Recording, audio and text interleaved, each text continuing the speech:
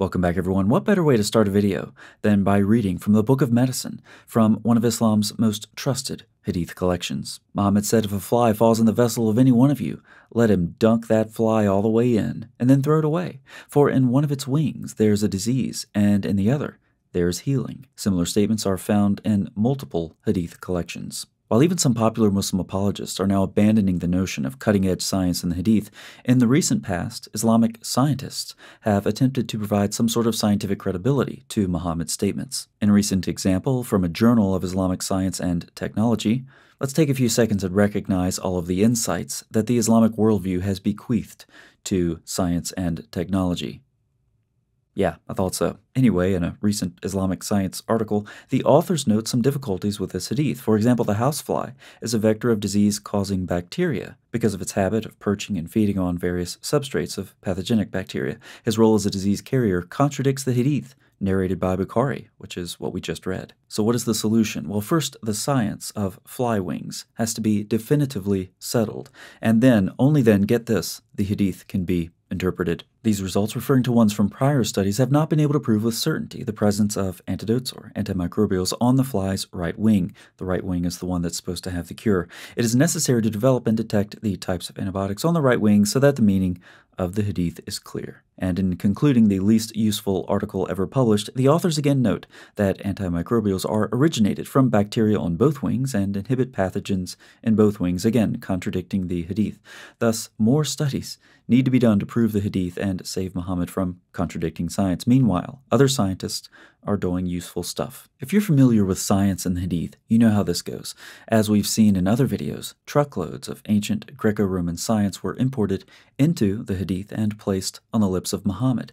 Centuries later, Muslim scholars frequently refer to figures like Galen and Aristotle, showing the lasting impact of these famous authorities. Recall that this science was observational and experimental. You can see where a fly lands, everywhere from feces to garbage to dead animals, and infer something about them carrying disease, yet they seem to thrive in these dirty environments. You can crush a fly and apply it to a scorpion sting and see if it helps, or maybe make fly ointment and see if it cures eye problems. Observe and experiment.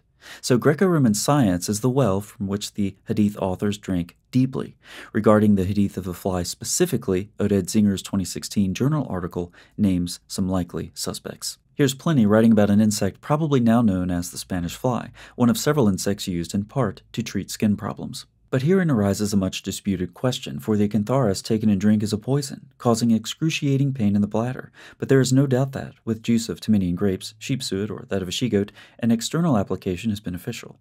In what part of the Acantharidum itself the poison lies, authorities disagree. Some think in the feet and in the head, but others say not. The only point agreed upon is that wherever the poison lies, their wings help. The article continues, Pliny seems to be conveying here information on a widespread debate in Greek medicine. Indeed, both Galen and Dioscorides mention that some physicians treat people who swallowed the body of a Spanish fly with their wings and feet.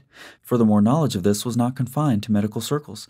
In his discussion on how to study poetry, Plutarch compares the means for rectifying a statement, which are afforded by the words that lie near, to the fact that the blister fly is deadly, but its feet and wings are helpful to counteract its potent effect. This understanding of the Spanish fly as being both poisonous and its own antidote, especially the notion that the wings can counteract swallowing the body, is the best candidate so far for the origin of the zoological information found in the Hadith. Zinger also notes that the medieval scholar Al-Thahabi said that physicians in the Greco-Roman tradition theorized that Cantharis had disease in one wing and cure in the other.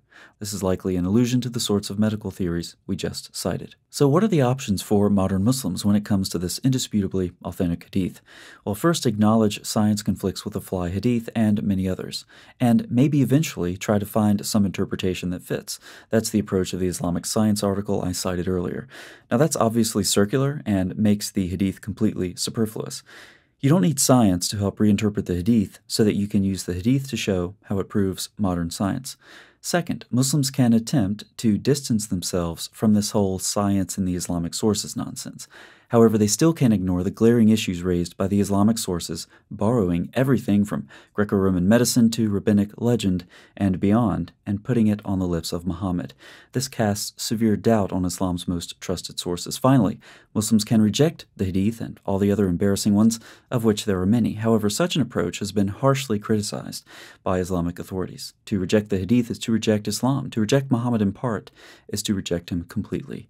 My prayer for all Muslims, incidentally. Thanks so much for watching. I'll see you next time.